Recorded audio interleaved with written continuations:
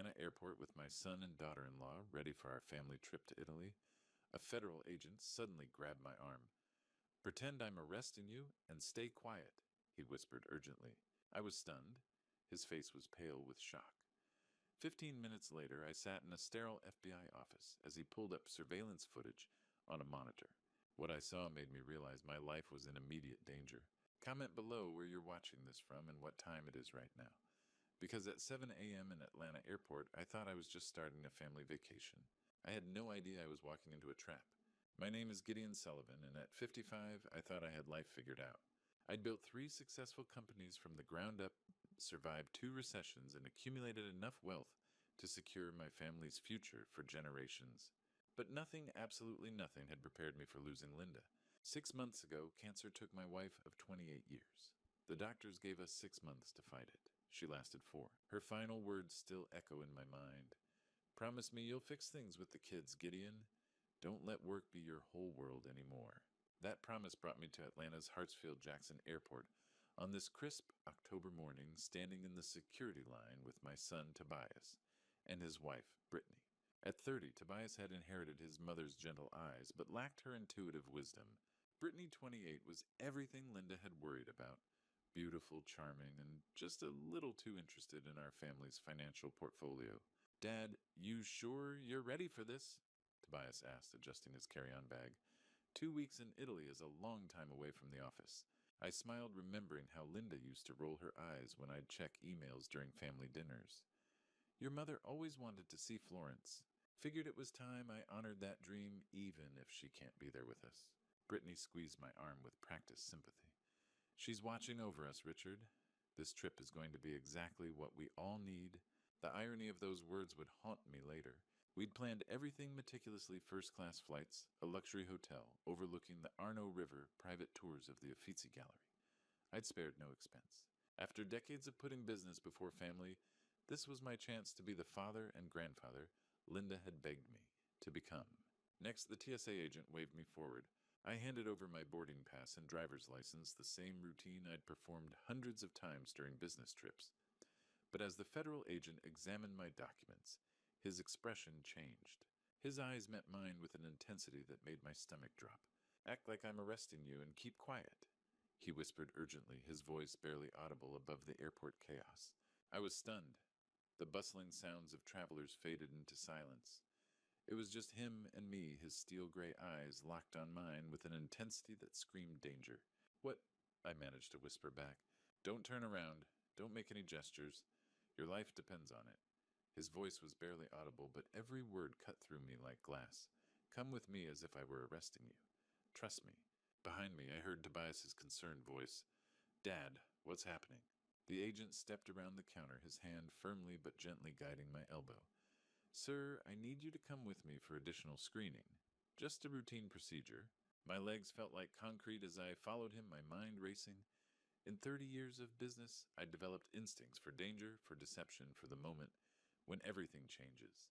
Those instincts were screaming now. "Is there a problem, officer?"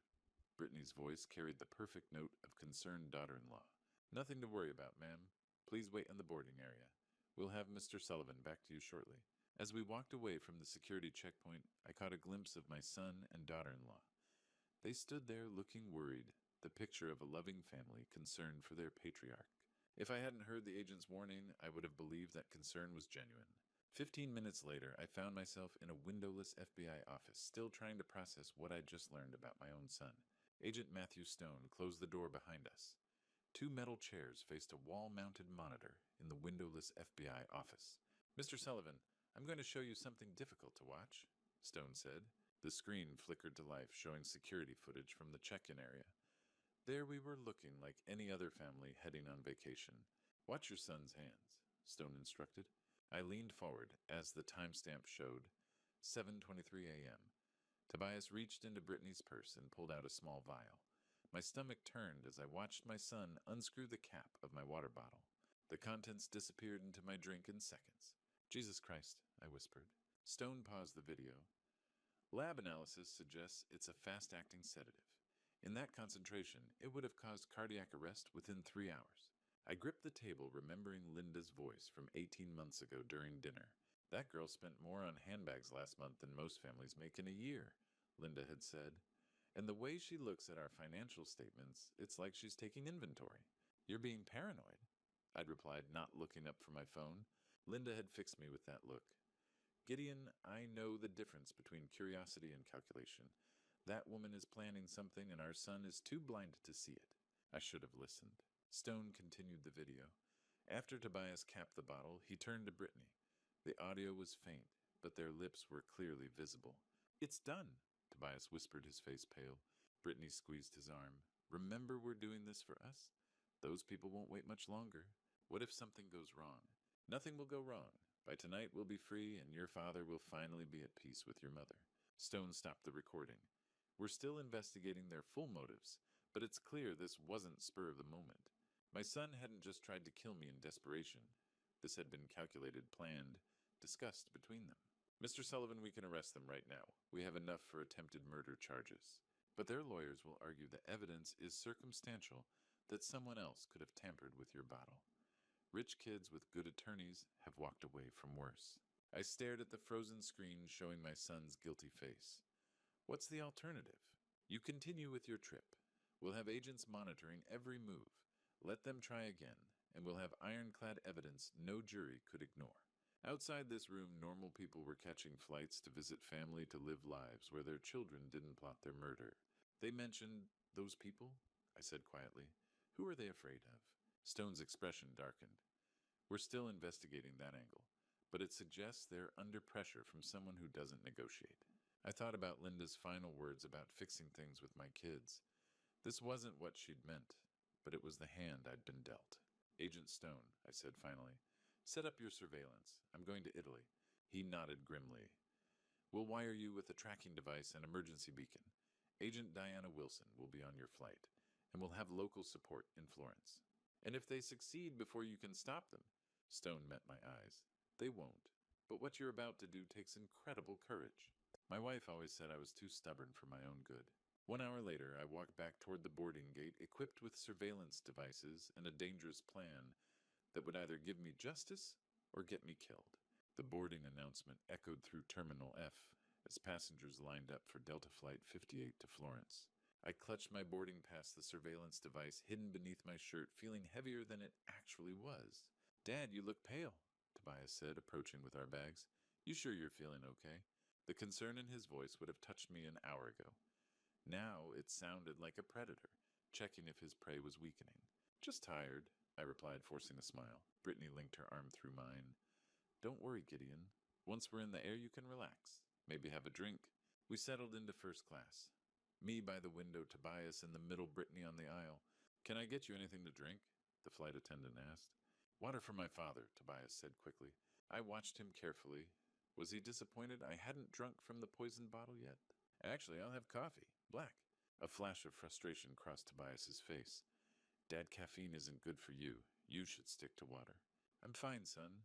As we taxied down the runway, I studied my son's profile. When had he learned to lie so smoothly? So, Dad, Tobias said once airborne, with Mom gone, you're carrying a huge burden running all 3 companies alone. Here it was, Plan B.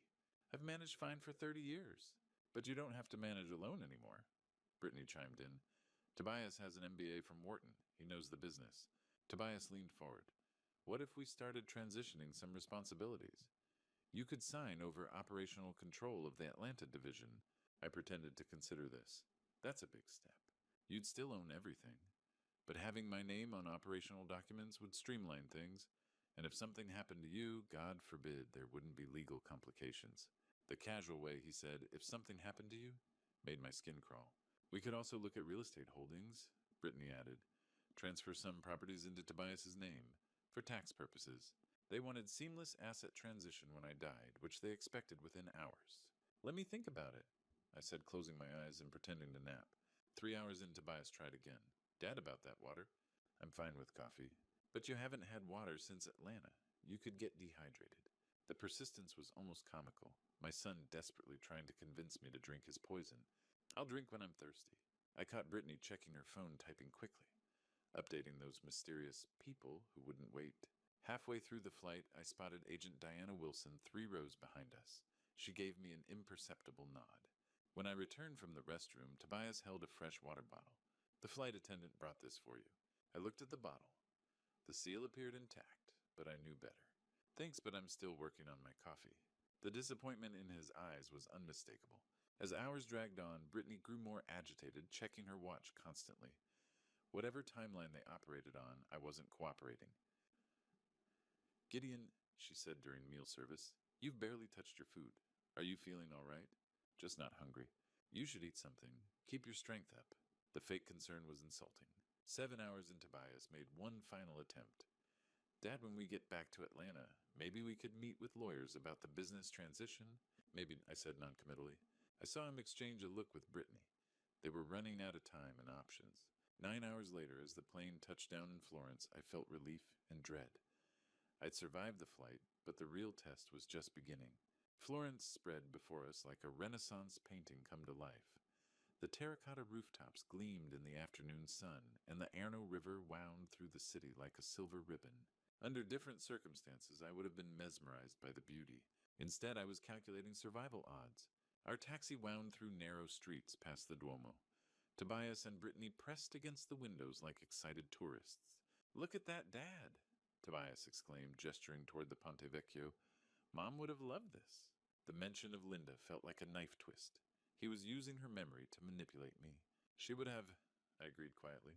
The Hotel Davanzati sat in the heart of the historic district.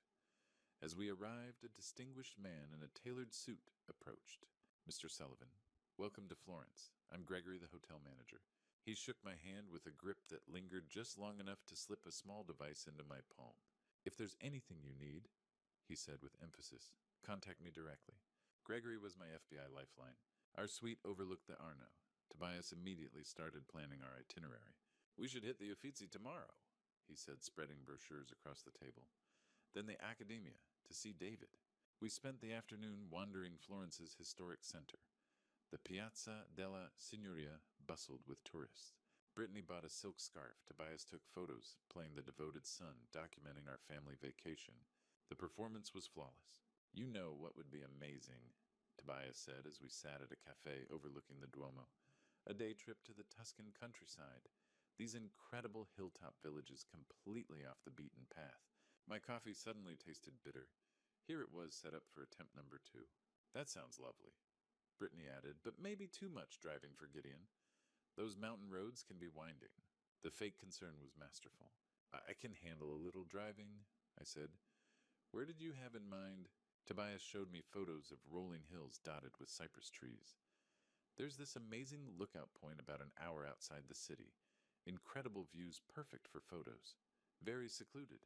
Secluded, of course. We could rent a car, he continued.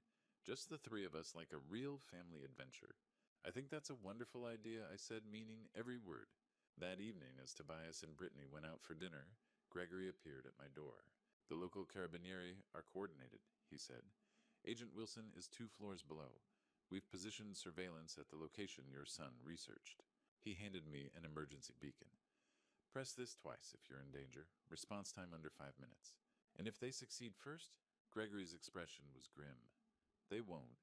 One more thing, we've identified their financial pressure. Loan sharks connected to organized crime in Miami. Your son owes $650,000. So Tobias wasn't just greedy, he was desperate. How long do they have? Based on intercepted communications, maybe 2 weeks? No wonder they were pushing so hard. After Gregory left, I stood on my balcony overlooking the Arno. Florence glittered below a city that had witnessed centuries of human drama. Tomorrow it would witness one more family tragedy. I thought about Linda's final words about fixing things with our children. She'd meant healing forgiveness. Instead, I was about to watch our son reveal himself as a killer. But maybe knowing the truth, however painful, was better than living a lie. The next morning, we set off for the Tuscan hills, where the most beautiful landscape in Italy would witness the ugliest betrayal of my life. The Tuscan countryside unfolded before us like a postcard from paradise. Rolling hills covered in olive groves stretched to the horizon, punctuated by ancient stone farmhouses and cypress trees. The morning sun cast everything in golden light. Tobias drove our rental Mercedes with steady confidence. Brittany sat in the passenger seat, pointing out picturesque villages on distant hilltops. This is incredible, Dad, Tobias said, glancing at me in the rearview mirror. Mom always dreamed of seeing Tuscany. Every mention of Linda felt calculated now. She would have loved it. I replied, my hand touching the emergency beacon in my pocket. We drove for an hour through winding roads, passing vineyards where workers harvested grapes. The beauty was breathtaking, but I felt like I was being driven to my execution. There it is, Tobias announced, pulling into a gravel parking area. The lookout point. Before us stretched a panoramic vista of Tuscan hills. A stone wall marked the edge beyond which the ground dropped away into a steep ravine. Perfect spot for photos, Brittany said, pulling out her phone. I looked down. The drop was easily 200 feet onto jagged rocks.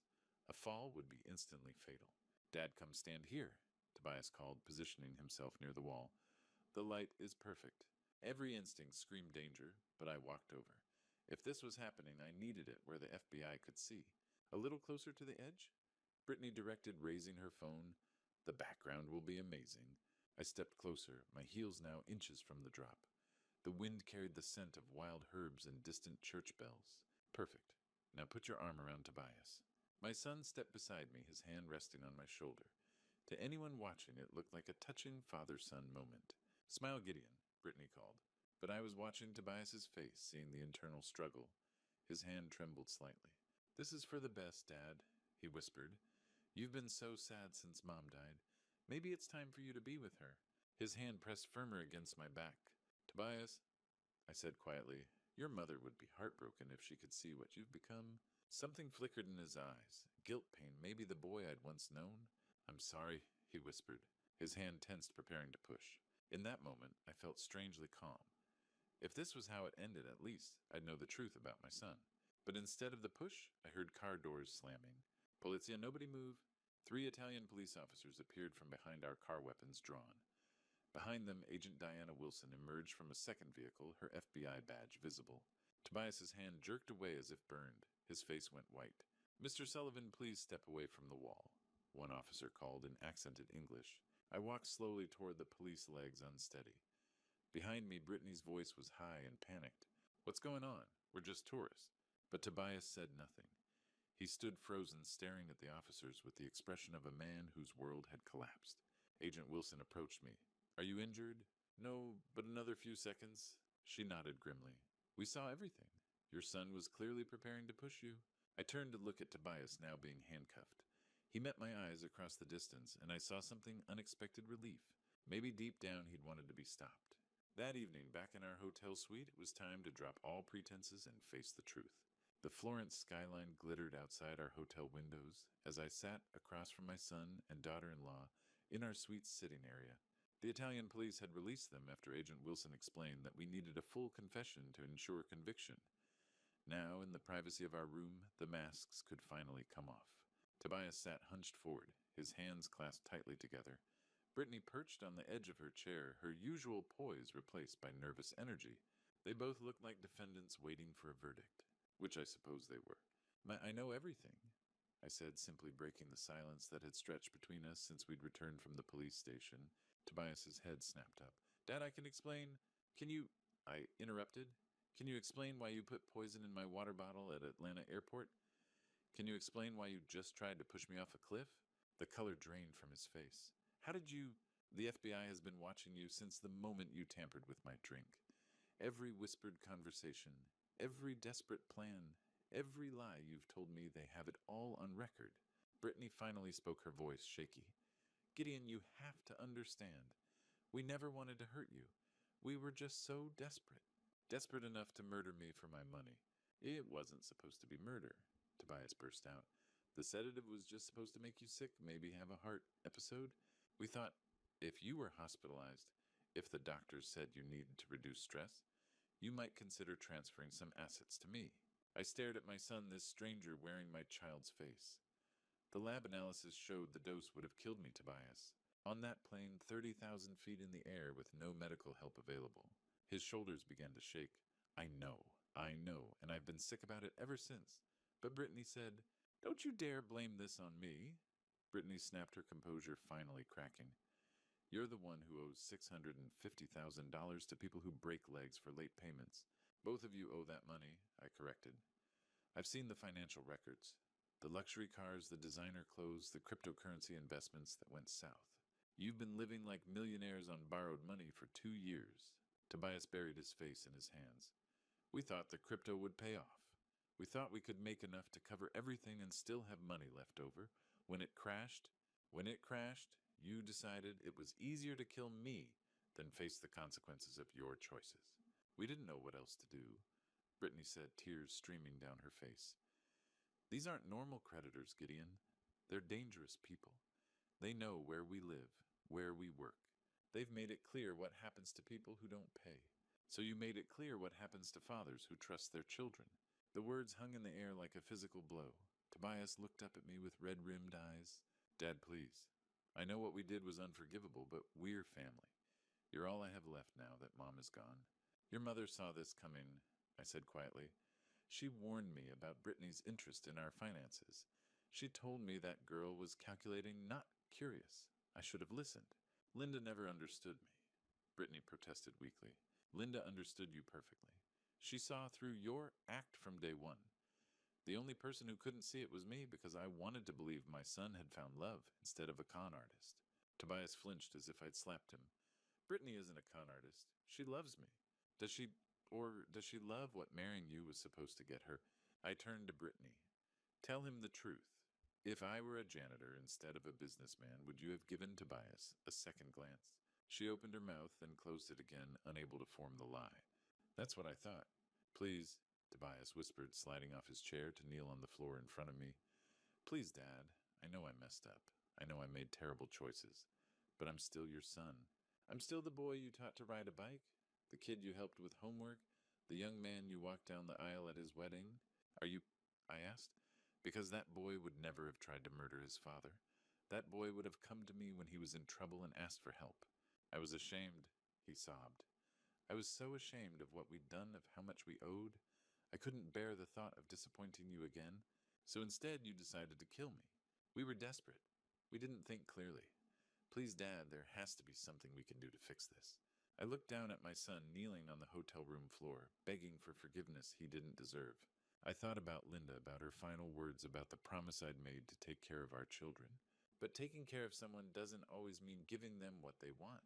I stood up from the sofa and walked to the window, looking out at Florence's ancient streets, where countless families had faced their own moments of truth. The lights of Florence twinkled below like fallen stars as I contemplated the most important decision of my life. Behind me, my son knelt on the marble floor, his wife beside him, both waiting for my verdict, like condemned prisoners. Linda's voice echoed in my memory. Promise me you'll take care of our children. I'd made that promise with tears in my eyes, never imagining it would lead to this moment. Stand up, I said without turning around. I heard them scramble to their feet, hope creeping into their voices. Dad, Tobias whispered. I turned to face them, my decision crystallizing with each word. I'm going to give you exactly what you deserve. Relief flooded their faces. I will transfer $650,000 to pay off your debts. I continued. Every penny you owe to those dangerous people will be cleared. Thank you, Brittany gasped. Thank you so much, Gideon. We'll never... I'm not finished. My voice cut through her gratitude like ice. I'm paying your debts because I don't want you tortured or killed by loan sharks. That's the mercy your mother would have wanted me to show. Tobias stepped forward eagerly. We understand, Dad. We'll pay you back, I swear. We'll work for the rest of our lives. But mercy doesn't mean there are no consequences.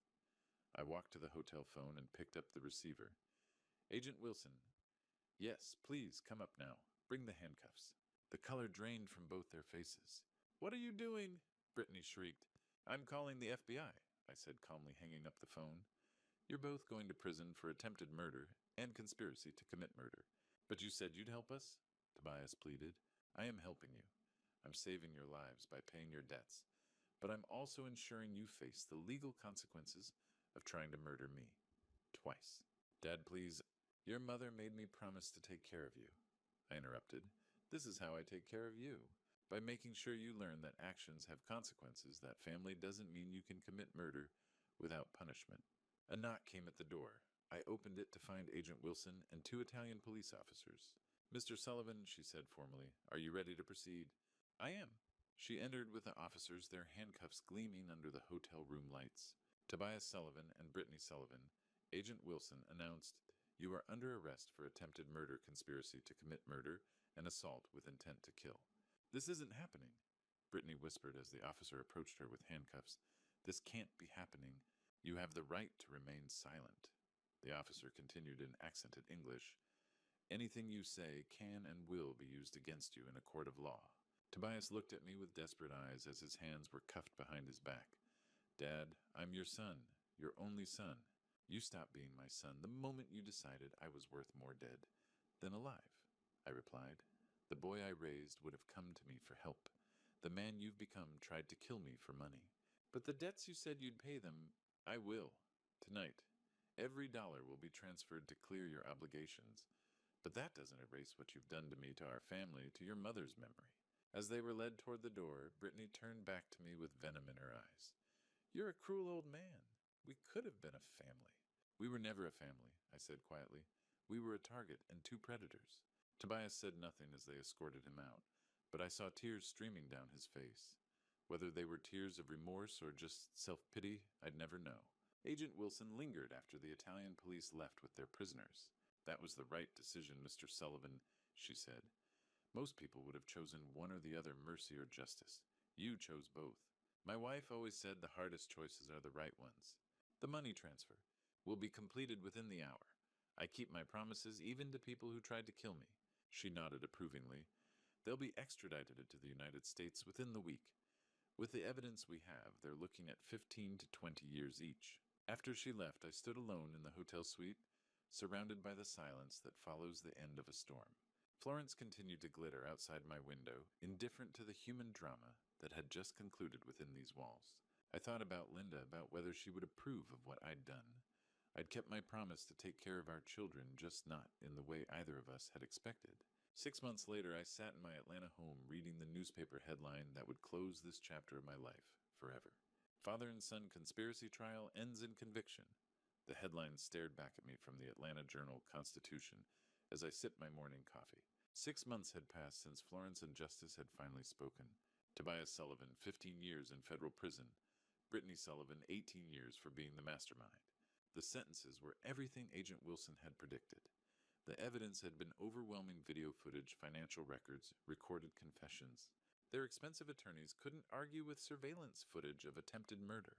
"Grandpa, are you reading the scary news again?" 7-year-old Emma Stephanie's daughter climbed onto my lap. Her brother Jake, 9, was building with Legos on the floor. "Not scary news, sweetheart, just old news." Stephanie appeared in the doorway, coffee in hand. At 32, she had her mother's wisdom, and my business sense the best of both Linda and me. "The trial coverage finally finished?" she asked. "Looks like it. The reporters have moved on." She settled into Linda's old reading chair. "How are you feeling about it all?" "Relieved," I answered honestly. Justice was served. The people who tried to kill me are in prison. And sad, I looked down at Emma, now coloring. "Yes, sad that it came to this. Sad that your mother was right about Brittany. Sad that I lost a son." "You didn't lose a son, Grandpa," Jake called out. "You gained a grandson who actually likes you." Stephanie and I both laughed. Kids cut through complexity with brutal honesty. "Speaking of family," Stephanie said, "I've been thinking about Mom's birthday next month. Maybe we could visit her grave together." Linda would have been 53. The idea of facing it with real family people who loved me instead of calculating my net worth felt right. I'd like that. My phone buzzed with an email from Georgia Department of Corrections. Tobias wanted to send me a letter. "What will you do?" Stephanie noticed my expression. "I don't know yet." That evening, after Stephanie and the kids left, I sat in my study with the new will. Stephanie would inherit the majority. The grandchildren had college funds. A substantial portion would go to charities Linda had supported. Tobias would receive a trust fund, but only after serving his sentence and completing psychological counseling. If he could prove he'd changed, he'd have enough money to start over. It wasn't forgiveness, not yet, but it was hope. I opened the prison email.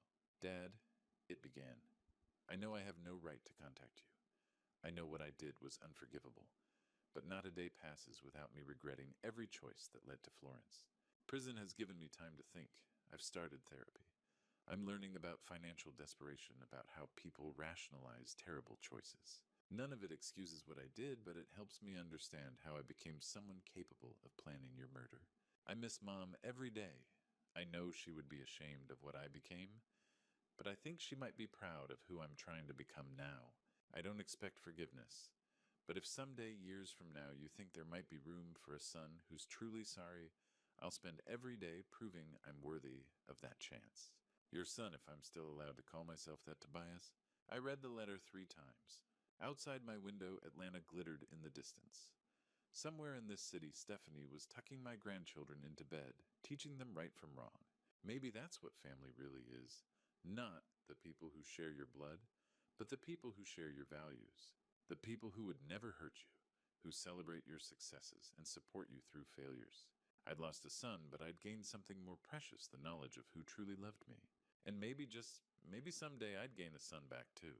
Looking back at this true story, I realize I made a crucial mistake that nearly cost me my life. Don't be like me. Don't ignore the warning signs when someone you love shows their true nature. Linda tried to tell me about Brittany's calculating behavior, but I was too stubborn to listen. This true story taught me that real family isn't defined by blood, but by love and loyalty. My grandchildren showed me more genuine affection in 6 months than my son did in 30 years. That's why I share these grandpa stories to help others recognize the difference between people who truly care and those who see you as a paycheck.